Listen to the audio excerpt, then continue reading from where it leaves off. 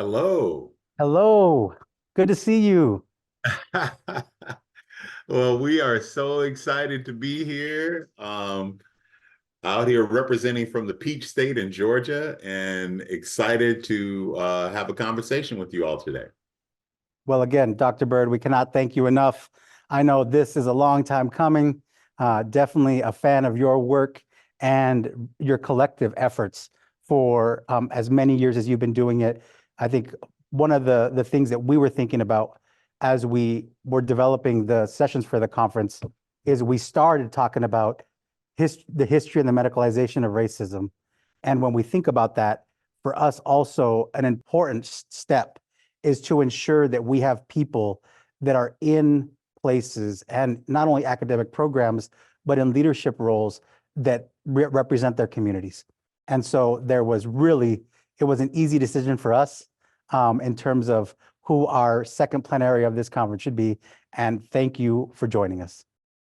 Well, thank you so much for having me, David. This has been a long time coming, and I'm so happy to be able to present and talk a little bit about where we are in the academy, how we can look to find more leaders. As you can see, I have a lot of gray hair, and I'm not going to be here doing this in the long run. And we need more young folks who are going to take the baton and move it forward in terms of really not only diversifying the academy, but diversifying the professoriate.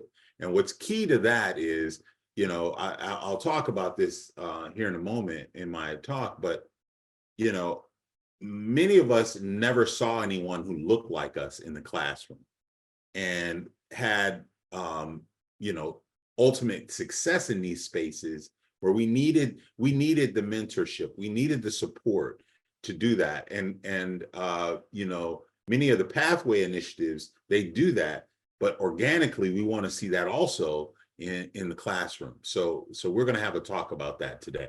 So I guess I can share my screen at this point. Okay, thank you The so much. floor is yours. All Thank you, right. Dr. Byrd. Okay, make sure I'm doing this right. All righty, I think we're ready to go. Well, thank you again. I have to give many thanks to Brandon Gunn and David Garcia for inviting me to give this talk to you all at the College of Medicine out at Washington State, and this wonderful conference, the Health and Justice and Belonging Conference. Just to give you a little background so we can get started here on the right page. My session today will be on academic pipeline programs. It'll be a discussion on best practices of academic pathway initiatives, particularly those to serve underrepresented populations and people of color across the educational landscape, and how to navigate that in the new, well, not new, should I say reoccurring, anti-affirmative action, anti-DEI environments, right?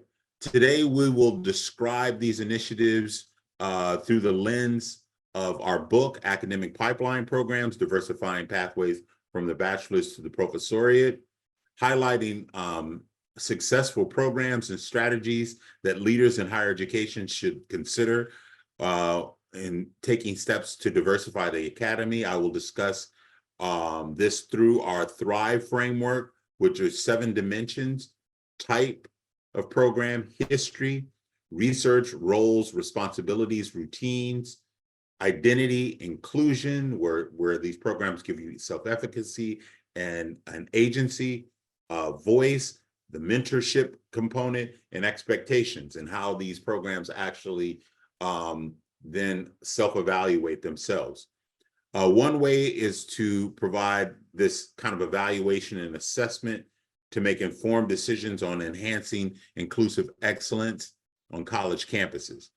The book was derived from my dissertation on innovative strategies to diversifying the professoriate. As a former director of many pathway initiatives, the Ronald E. McNair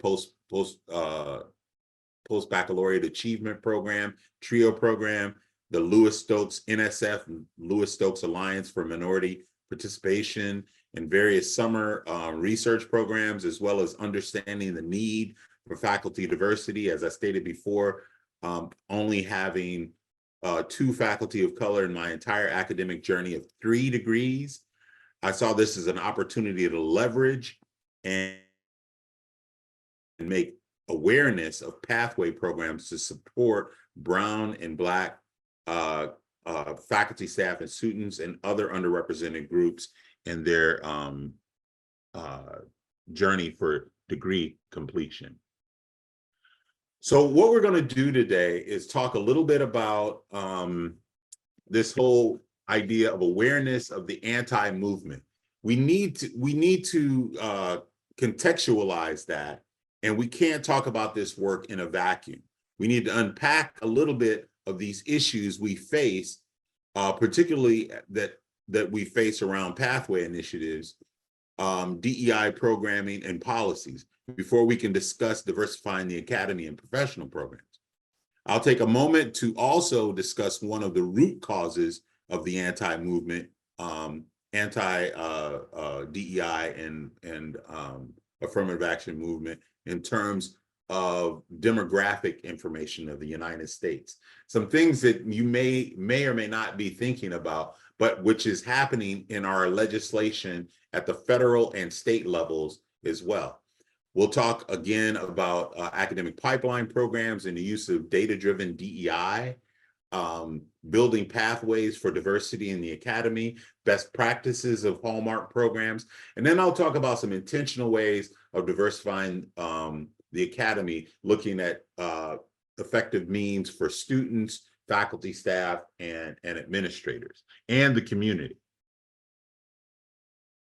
So as I stated before, we can't do this in a vacuum. So what we need to do is equip ourselves as academics, as practitioners, as activists to know what's going on, and while we're still utilizing these programs, because we do this in a vacuum, these programs will start disappearing.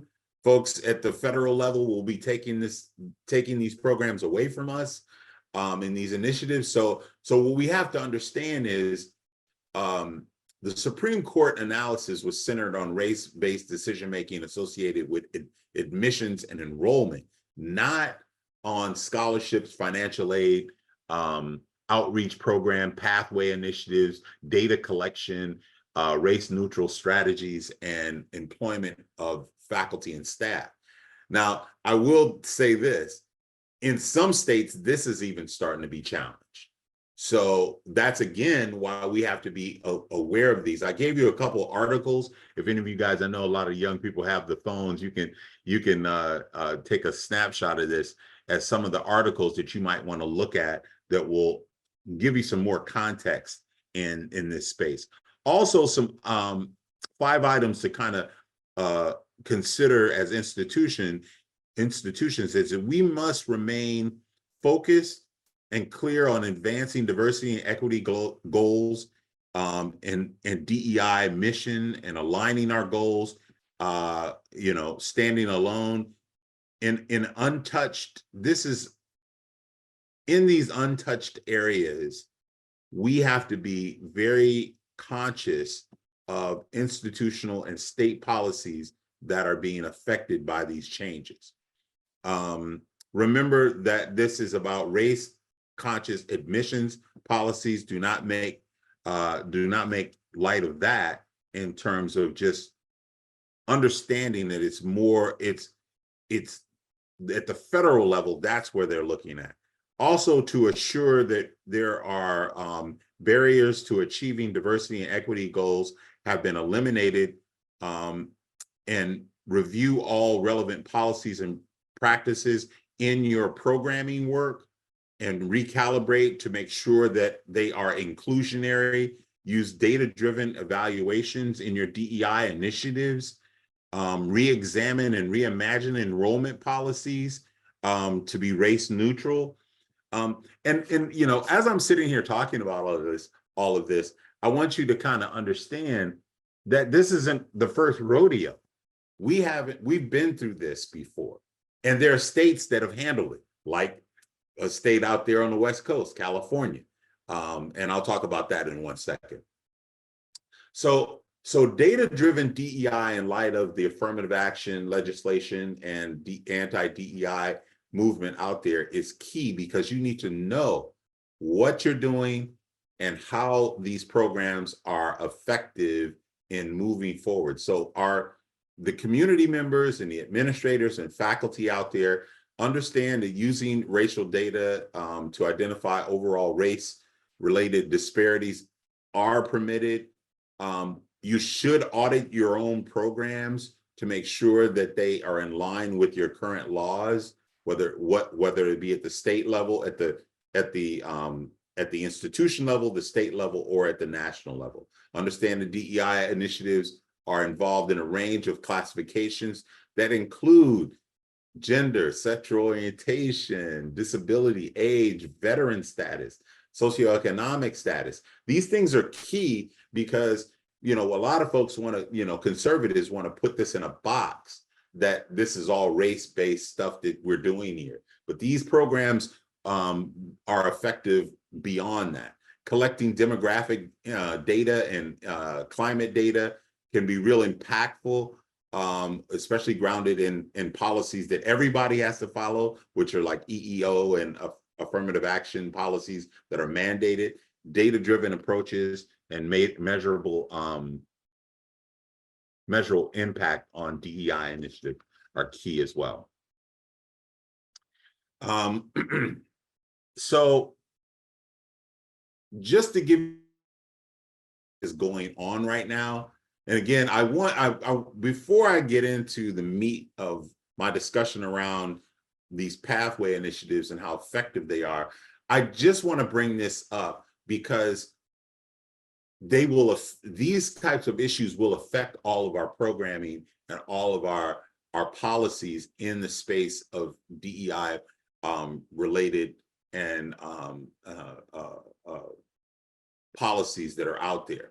So there are right now, if you go to the Chronicle of Higher Education, as of a week ago, there are 8 final legislative approved laws that are out there at the state level that are affecting DEI.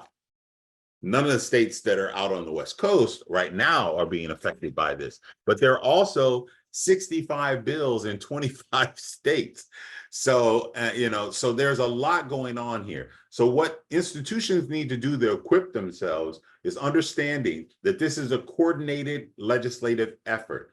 They are targeting anti-strategic DEI leadership, anti-DEI curriculum and training, and that includes the types of pathway initiatives we're talking about, anti-gender, minority communities, and anti-reproductive rights. So again, I know this is kind of bigger picture stuff, but ways and tactics we can use to resist this change is understanding that this is not our first rodeo. Look at the states, look at the policies, look at the programming and how they manipulated those in states like Texas, California, Florida, Michigan, that have already been through this in the early 2000s. Hopwood, Prop 209 in California, University of Michigan. Pay attention to laws and the movement. Shift all your language and philosophy of inclusive excellence. Consult with DEI consultants and understand DEI frameworks. Advocate for strong DEI expectations from your accrediting agencies. Now, I'm focusing on this because, of course, living here in the South, we have to pay attention to this. SACS, which is the accrediting agency for our region of the country, has made it so that the legislation in Florida is starting to stall on DEI because you can lose your accreditation as an institution if you don't have DEI policies and procedures in motion. So they've leveraged a different way to be able to maintain those programs down there. And they use data-driven DEI and awareness of the national demographic shifts. Now, I'm going to go through this real quickly, but context for the backlash. Understanding the demographic changes of the US will give you some context of why some of these things are starting to happen. Non-Hispanic white populations are shrinking and overcoming these differences. You're seeing a shift from 2020 of 199 million to 179 million in 2060, even as the US population grows. So these declines are driven by falling birth rates and rising numbers of death of anti-Hispanic whites. So we have to give context of why there are a lot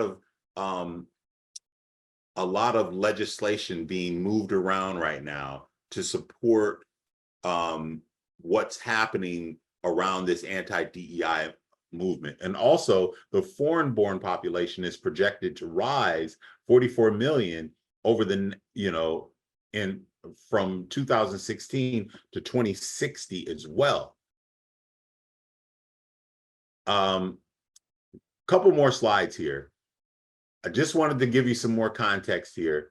This, you can see what in 2016, 2030, and 2060, what these differences and these changes will be.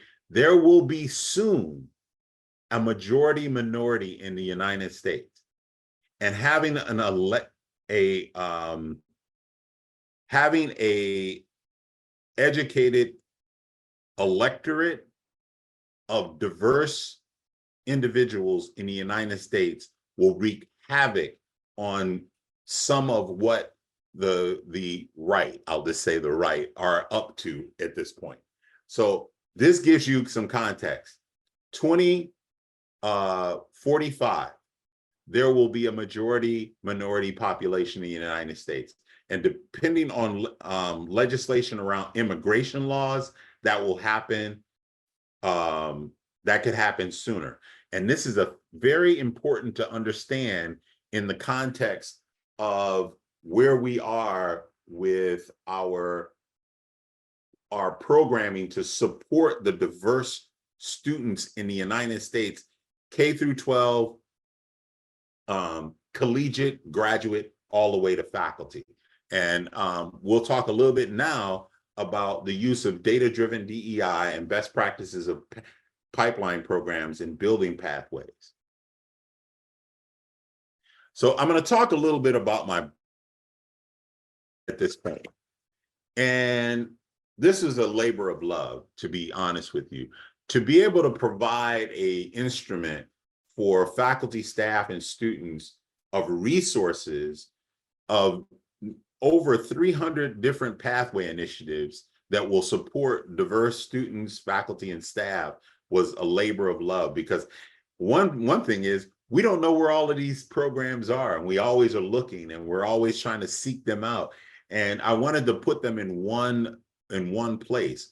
This is an online publication that you can download for free.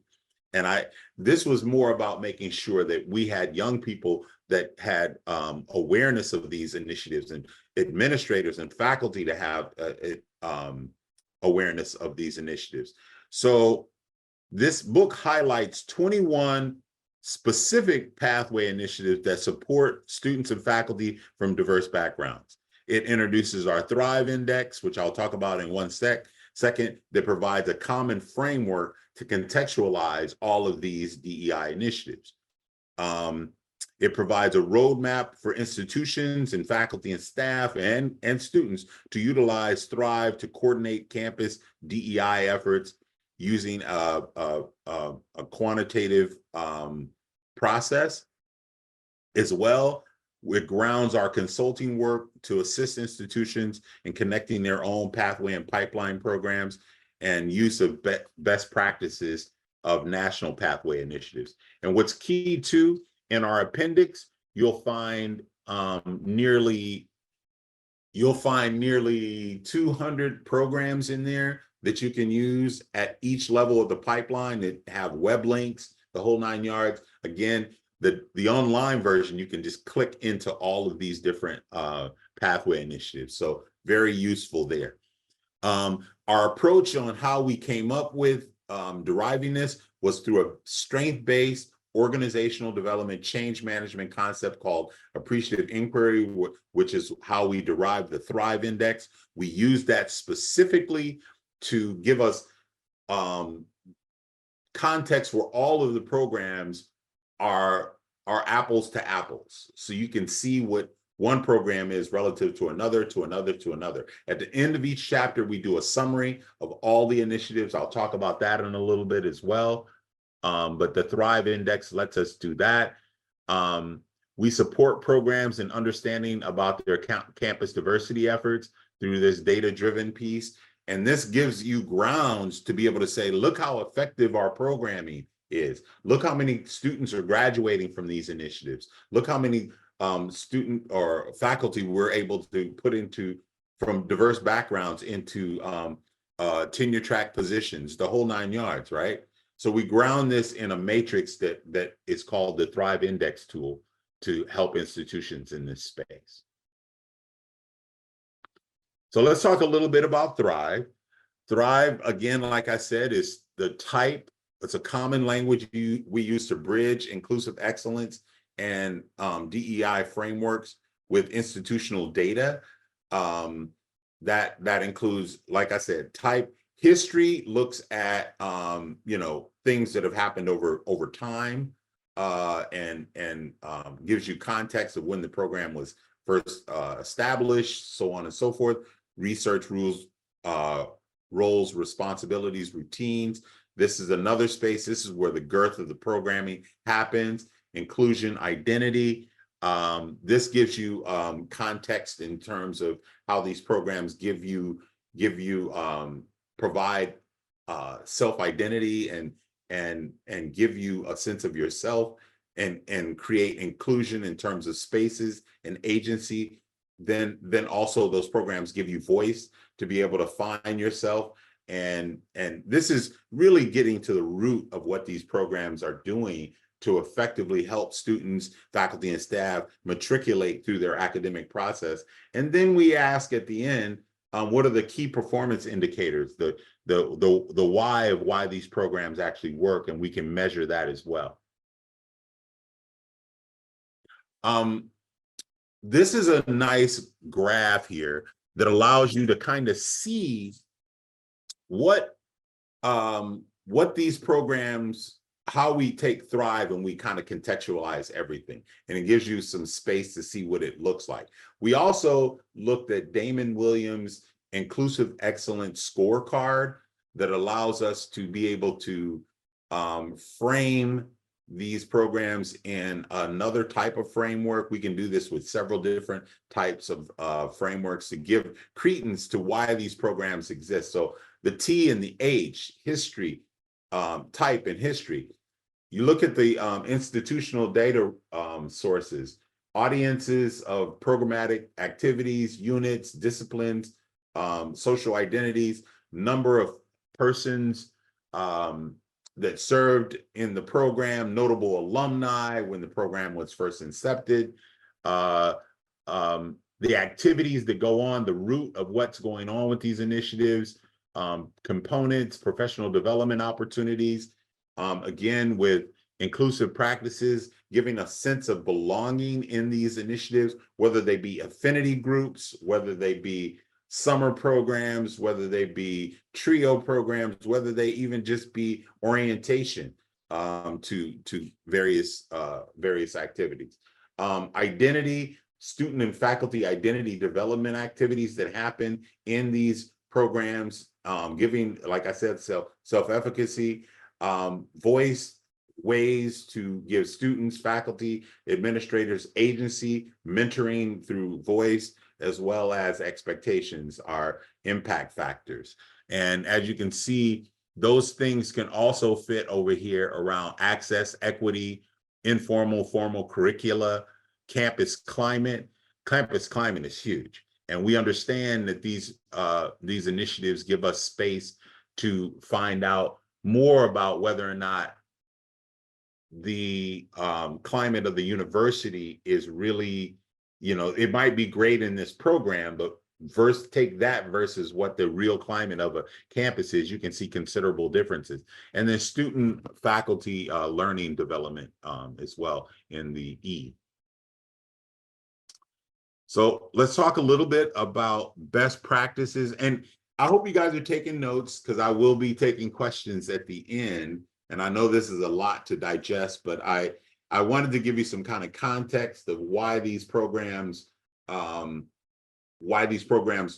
been scrutinized and where things are going politically in that space, what the ideas of conservative mindsets are that will hinder these programs, and how we need to equip ourselves with demographic and data-driven information to be able to find out the best practices of these. Now we can talk about these specifically, these programs. So let's talk a little bit about best practices of collegiate. I started at collegiate. I didn't know if it would be any pre-collegiate, because we do an analysis of best practices of pre-collegiate programs in the book as well. And I'll have a QR code at the end where you can download the book as well.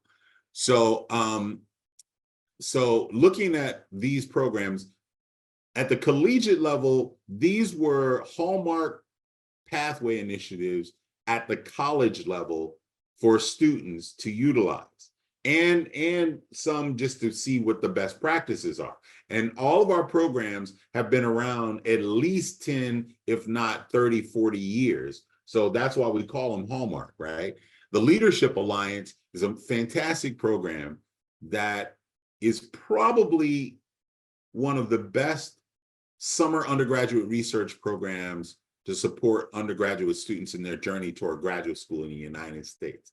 There's a consortium of literally 39, 40 institutions, minority serving institutions, all the way to Ivy Leagues, that support students with a financial package, room and board, to come do summer research at one of these 39 schools around the country. And that program actually even has a deadline, which just passed a few days ago. I think it was February 1st. But then there are the Millen Mays Undergraduate Fellowship Program, the FAMU, this is an HBCU graduate feeder program, a great way for administrators to find students from diverse backgrounds who are looking to go to graduate school. Many students that I know actually that came from this program went to Washington State for graduate school. The Institute for the Recruitment of Teachers, amazing program that supports students who are thinking about going into teaching. Held out, it's a summer and annual research program for folks that are looking to get into teaching, in terms of teaching K through 12 and at the collegiate level. And institutions can be a part of this. Students can be a part of this. The California Pre-Doctoral Scholar Sally Casanova Scholarship Program out there on the West Coast. Amazing opportunity to recruit students in the graduate programs through this initiative, as well as the annual Biomedical Research Conference for minoritized students, ABRCAMS. Now, there are a lot more programs in our book, but these are the ones we focused in on based on our affiliation with them, and we have direct relationships with them. These are all partners with the Academic Pipeline Project. As you can see here, the commonalities of these programs range from the program length to structured courses and curriculum development, professional development workshops, faculty and peer mentorship, educational seminars, networking, self-identity and efficacy pieces, providing safe spaces, reflective discussions, particularly at the end of each week when you're in these programs, they bring you to have these discussions and so on and so forth. Academic coaching and research development, mentorship at all levels, cohort development. They're getting you prepared for the idea of moving into graduate school, right? And enhancing confidence and reinforcing participants' abilities as they go to conferences and present their work. And then in terms of these programs and what they do, ultimately assisting with the transition into graduate and professional school and study. So again, as you're thinking of developing these programs, these are the ones you want to go with. If you're a student looking to go to a program, these are the type of programs you want to do. They've all done a great job of tracking and monitoring their programming as well. So we go on to best practices and looking at graduate and professional programs. Now, many of you may have heard of some of these programs. The SRAB State Doctoral Scholars Program, amazing initiative based in the South, but students from all over the country can come. They get full funding as doctoral students to support them through their doctoral journey. Mentorship. I did my dissertation around some of the work that they did or continue to do. The Alfred P. Sloan Minority Graduate Scholarship Program, another initiative out there. The Ford Foundation Fellowship. Unfortunately, that program has just been discontinued about a year and a half ago, I believe. But there are a lot of alumni still associated with them. The National GEMIS Consortium, which focuses on STEM and particularly engineering folks with funding for those students in their programming. And then the FIS Vandy Master's to PhD program, a model program as you're developing your own pathway initiatives. Same type of things in terms of the professional development and seminars, workshops, funding that they support throughout the academic year. Again, there's a host more of disciplines and programs that are in the book, but these were the 5 that we focused in on. And then finally, our postdoctoral and faculty initiatives. These are great professional development tools for faculty in this space and programs that would be of interest. Looking at the University of California President's Postdoctoral Program, they're like the granddaddy of them all in terms of postdoctoral fellowship programs. Many programs, they have in fact, we went to their partnership meeting, and many universities around the country come to this partnership meeting to find out what a great postdoctoral program looks like. And so if you're a newly minted PhD student, this is a program for you, or PhD, this is a program for you. The National Center for Faculty Development and Diversity, many of you have probably heard of this, NCFDD. Many college campuses actually have this initiative to support their faculty and their graduate students with professional development seminars on anywhere from writing your dissertation all the way to writing your curriculum vitae, all the way to the steps going up toward getting tenure. They do all of this online for graduate students and faculty. So those are great opportunities. Similar spectrum in terms of research, identity, inclusion, voice, and expectation in this space. You can, again, read more about this. Some of these programs have been around clearly over 30 years, all the way to the C3 program, which I'll talk about here in one second. So here's an example of what a pipeline program might look like at your institution. 2 different models, right? We're looking at connecting pathway programming in an intra-institutional model, and this is the Creating Connecting Consortium from undergrad to faculty. This is where a group of liberal arts schools on the East Coast came together, wrote a Millen grant that funded for 10 years. It just ended, but what they did was they ultimately helped diversify faculty at all of the liberal arts schools. The Liberal Arts Diversity Officers Council wrote this grant. They started working with undergraduate students in their undergraduate phase, helping them prepare for undergraduate research and fellowships and funding, and let them do summer undergraduate research. They had a partnership with 3 Research One institutions, Michigan, Berkeley, and University of Texas, where they would send these schools or send these students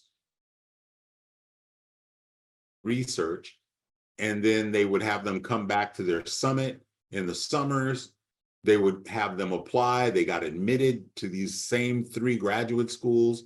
And as they were finishing their PhD programs, meanwhile, still coming to the C3 summit and doing this work, they ultimately, with mentorship and teaching experiences and working with these schools from their undergrad to their grad, they come back and they can pick any of the institutions. You know, obviously there will be, you know, typical applications and typical interviews, but they're more than likely to get hired. Many of them did get hired back at those liberal arts schools. This is a great example of how an institution has worked to self-pollinate, so to speak, undergraduate students all the way through graduate school to become faculty members and teach back at their institution. These are the type of innovative approaches that you need to look at, working with minority serving institutions particularly as well. The one on the right is an interinstitutional model that I did at University of Georgia, where we created a pathway initiative for undergraduates as we got them interested in coming into graduate school, with summer undergraduate research, graduate workshops, a visitation program, a summer bridge program where they got to come the summer before they started our graduate program.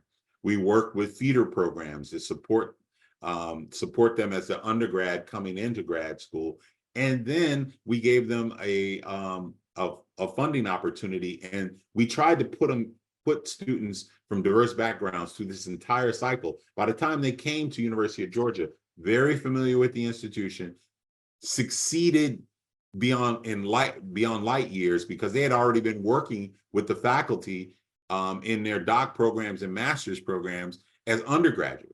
So by the time they came into our doctoral and master's programs, they were already familiar with the department. They succeeded, graduated, and increased our enrollment over the course of, with this process, over the course of about 7 years, we doubled, nearly tripled our African-American and Hispanic enrollment and graduation rates in the graduate school. So this was a very effective program and it worked. So I wanted to provide some tips for students that might be on the line about preparing for graduate study and preparing using pathway programs as undergraduates. Just some kind of general rules here in terms of keeping GPA up, working with faculty and administrators early in the game to be able to use those folks eventually as letters of recommendation down the road, going to visitation programs, which are often paid for by the institution, study abroad opportunities while you're in your sophomore, junior year. You're building a portfolio, right, to get ready for graduate and professional school, doing undergraduate research programs, pathway programs that I've mentioned, McNair, LSM. There's countless programs out there. Going to summer programs at institutions you're applying to for graduate professional schools. Many of the medical schools out there even have these summer programs where they help you with MCAT prep, GRE prep, apply early to graduate and professional school, treat graduate school and professional school like a job, finding your mentors, finding your postdoc faculty members, adjusting to being scholars, just, you know, in terms of excelling, moving away from the focus of the classroom to becoming a researcher and professional development time, managing unstructured time. They give you a lot of rope in graduate professional school, and you can take it and hang yourself with it, or you can take it and you can actually succeed.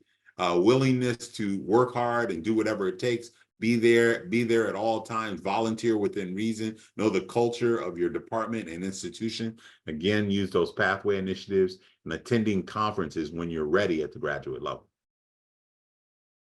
Here's a listing of programs. I just pulled a few out of the book for you all to take a look at. You can take a snapshot of that if you like. Again, you can download the book as needed. I think I'm up to about almost 45 minutes. So I want to give everybody plenty of time to ask questions about any of these initiatives and how they can get into those, or so on and so forth. This is kind of, like I said, intentional ways to look at campus diversity and inclusionary practices. I really start with assessment and prepping campuses, working with college presidents and provosts and deans. We have to get everybody prepared for these initiatives and how they really truly work, working with any DEI professionals, chief diversity officers on your campus, so on and so forth. Campus readiness. So you're starting in the far left quadrant, right?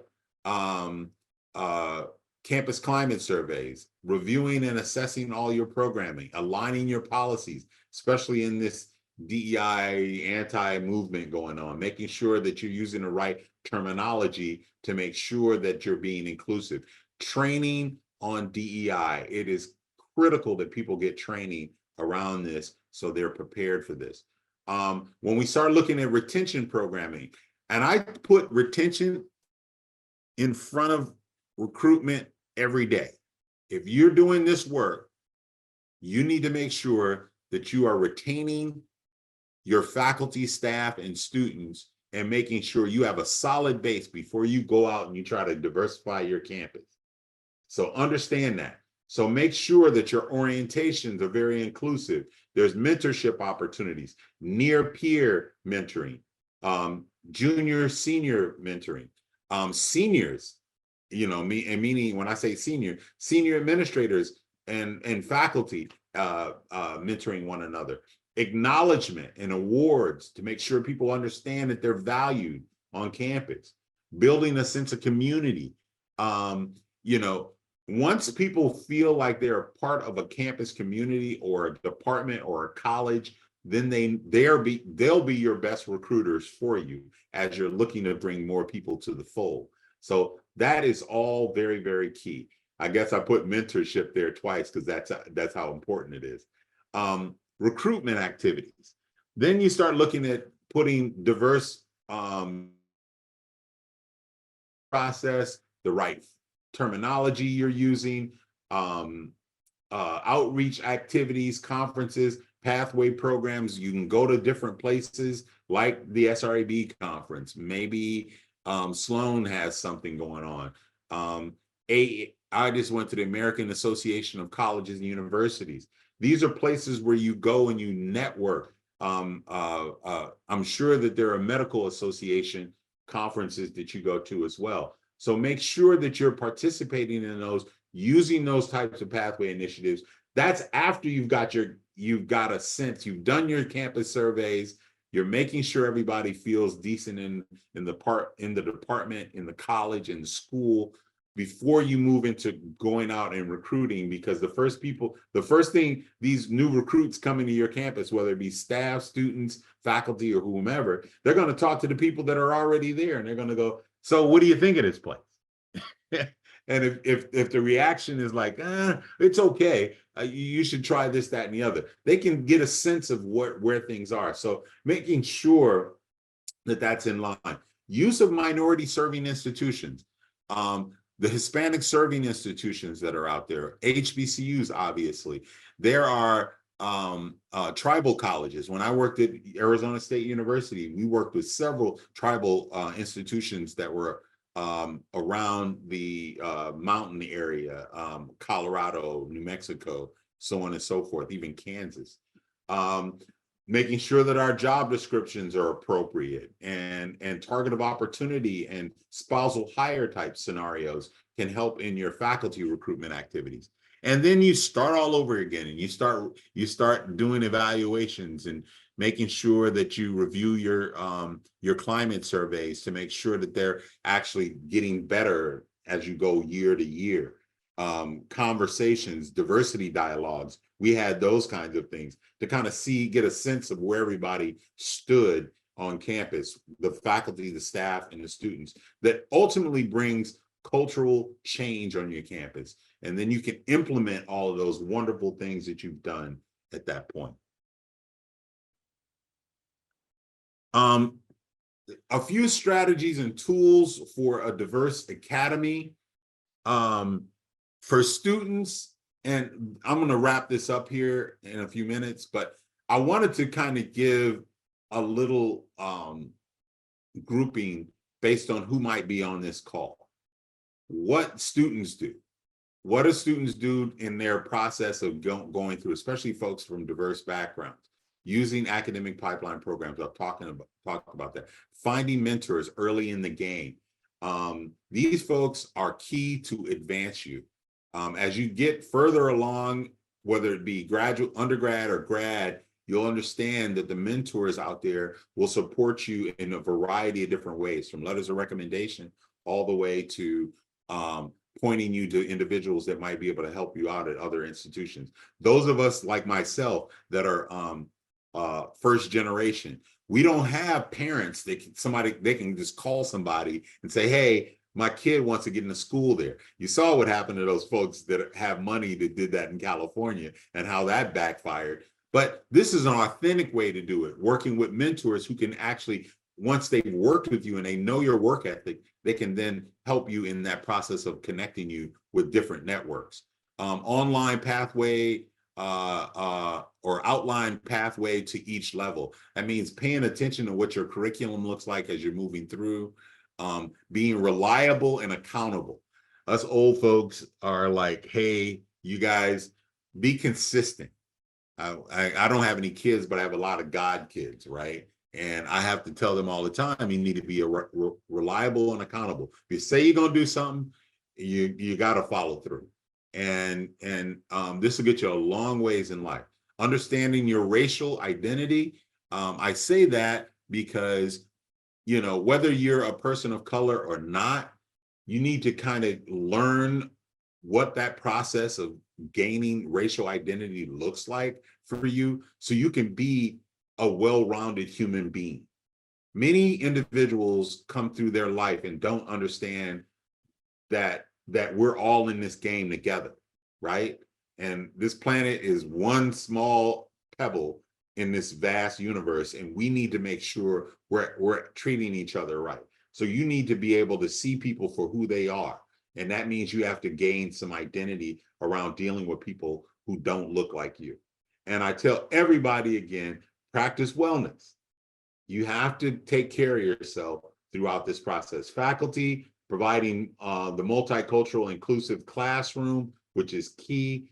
We could go into a whole thing around the anti-racist multicultural classroom, culturally relevant pedagogy to understand what these new and diverse students look like. DEI training, get yourself trained up on how to work with folks that don't necessarily look like you, understanding, again, racial identity, and practice wellness, and even affinity groups in that space to be able to identify with somebody in your cohorts. That's even faculty. Administrators, developing that anti-racist multicultural institution, creating a sense of campus belongingness. It is your space to do that, using data-driven DEI so you can support what you're doing, but substantiate why you're doing it.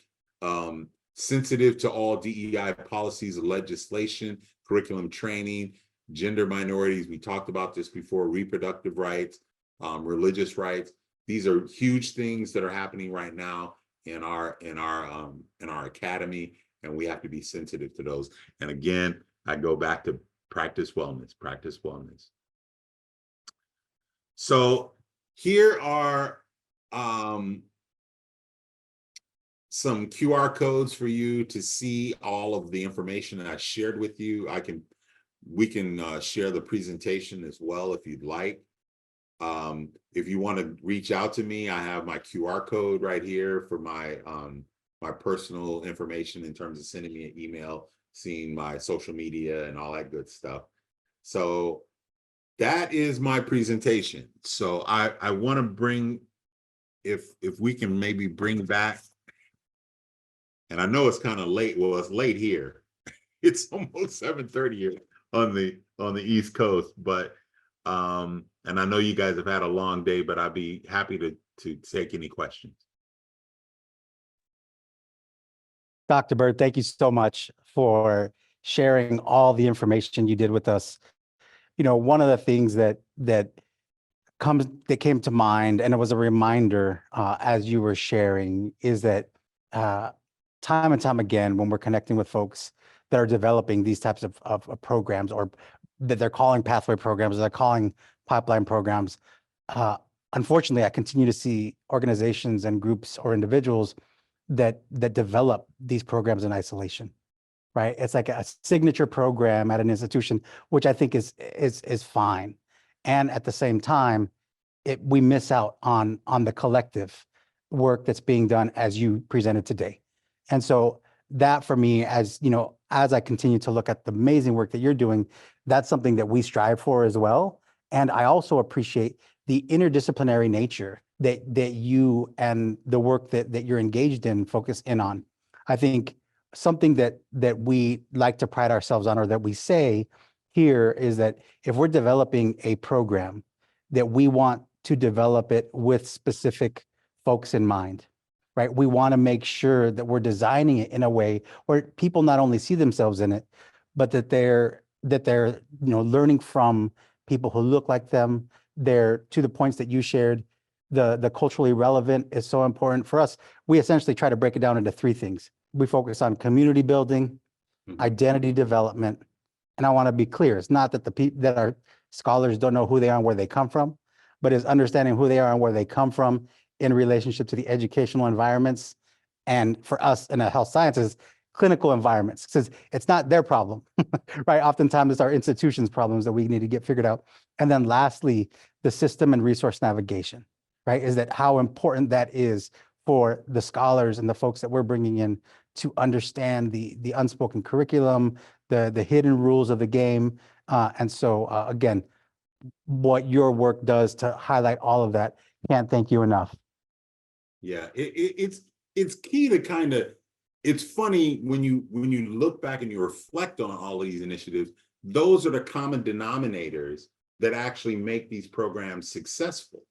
And, you know, and if they're intentional and the collaboration is happening, because we cannot work in these, like you said, in these programs in a vacuum where one entity is doing one thing versus another, when you could be working together to create really a seamless, you know, pathway and kind of a blanket, so to speak, of various a tapestry of different types of initiatives that can blend together well for your institution. What you need to do is pay attention to that, and then be able to ultimately the general awareness of these initiatives from academics like yourself or administrators like yourself, to be able to plug people into any program that then gives the best of what one initiative could be for a person versus another. That's so key, and that means being completely aware of what's going on. So, and one of the things that people may not know about us here within the medical school is that we have our programs with speech and hearing, and with nutrition and exercise physiology within our College of Medicine.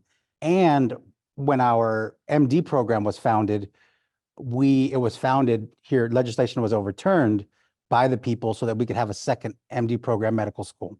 And the reason I share this is that some people see that as a blessing, a curse.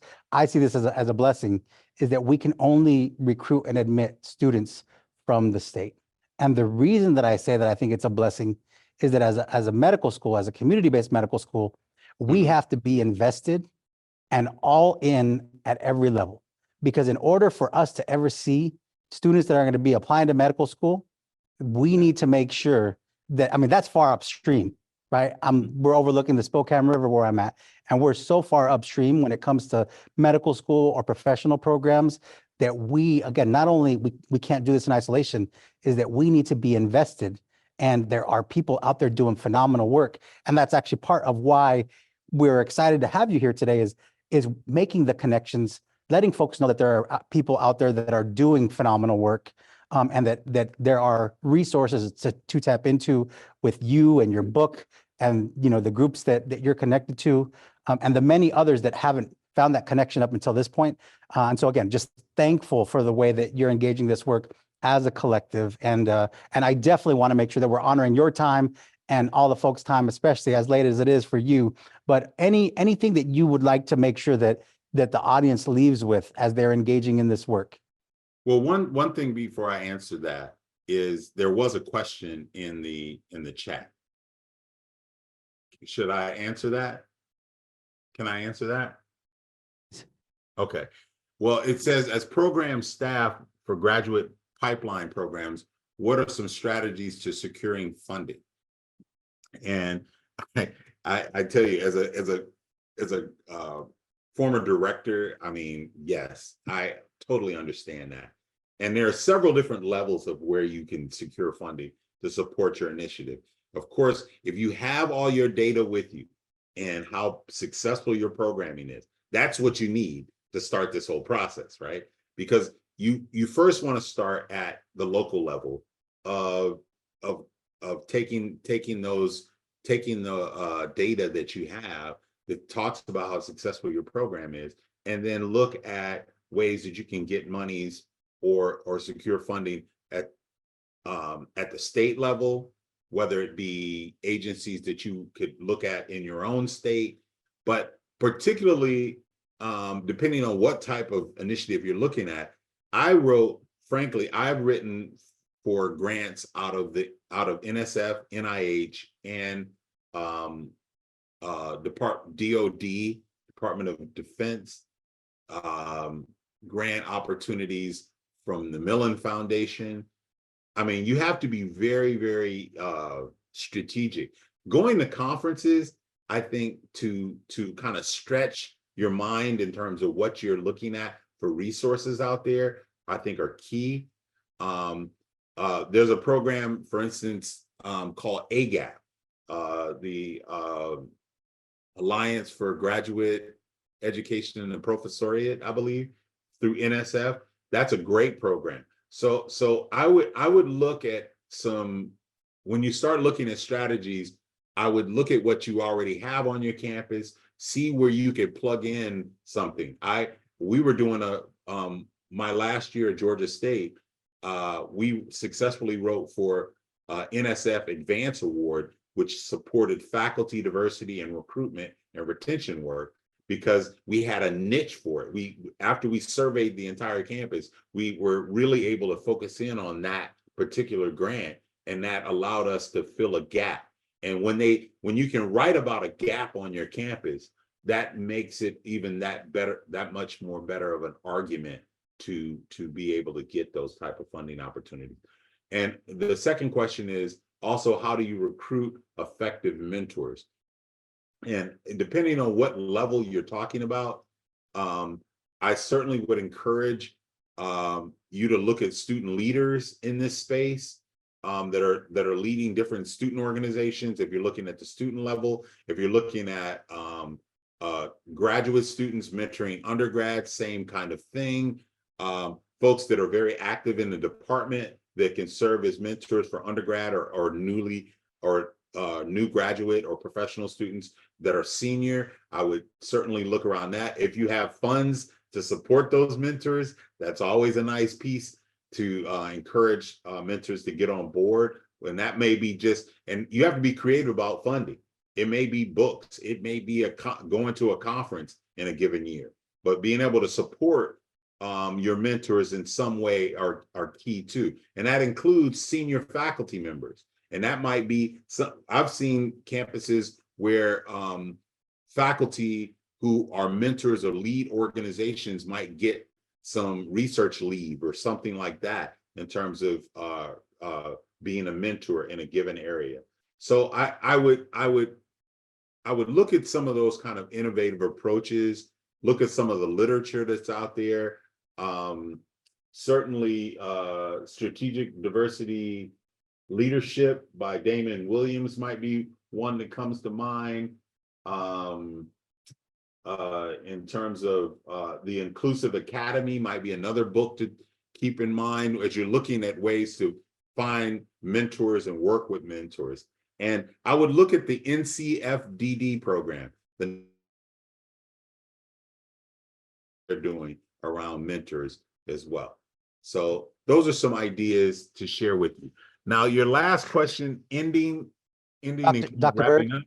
Yes. Dr. Byrd, I'm so sorry. I did not mean to cut you off. There's a little bit of a lag. I just wanted to share something briefly, is that, as you were sharing the resources and, the peer mentor relationship, I was thinking about some of Sean Harper's work and folks that, and for me, one of the things that has always stuck with me was one of the findings when he was asking at that time Black males who they made the deepest connection with. I remember Harper sharing in the audience, being surprised because everybody expected to be that faculty member, right? And or the staff member, and the student said, "Nah, it was my peer. It was the person from the Black Student Union that helped me navigate the spaces. It was the person who was my TA, who was also the peer that showed me the ropes in terms of how to get from point A to point B, right?" And so that power of that near peer mentoring, cannot be overstated. And so anyway, I just wanted to, and then also with the question that was asked, I mean, we've worked with the office or the state offices of employment security, for example, right? Because all of our economy depends on people in these roles and advancing the work that we're doing. For work that's focused on more K-12, the Department of Education, and we've developed wonderful partnerships there. And so again, I guess to the point that resources are out there, and as you shared, having that data, having the evidence that it's working. Right now, there is funding that can be found, but also again, doing the work in collaboration. And the last thing, because I know I'll get some flack if I don't give them a shout out, is that we found that there were some roadblocks for us with regards to funding and how different organizations or state entities could be funded. And so there was a group of people, shout out to Dr. Ali Thomas here in the state of Washington, who was tasked with creating a pathway program. And what he did is he worked collectively to create what is now known as the Washington State BIPOC Health Careers Ecosystem that has, close to 40 organizations coming together. And that group can now, they can think about funding differently, right? And the goal of that group is to get Black, Brown, Indigenous people into healthcare leadership positions, because we see a lot of ourselves up front in the front desks, but we recognize that it's important for us to be, caring for and making the decisions at the leadership level. So again, didn't mean to detract from the question, and I'll leave it to you to close us out. No, well, again, I appreciate you so much, both you and Brandon, for allowing me to come and share the information of our book. The key that I would say about this whole thing is, how do we create the types of academies in healthcare that reflects the people that actually use them? And in this new demographic, this new situation in the United States and around the world, really, there is a browning of the entire country right now and around the world. And we need to be ready for that change.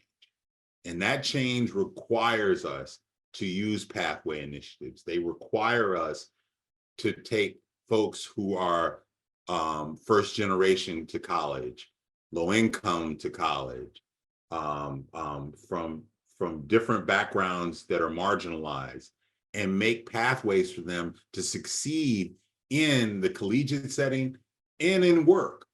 And we need to be at the forefront as leaders in this space to do this.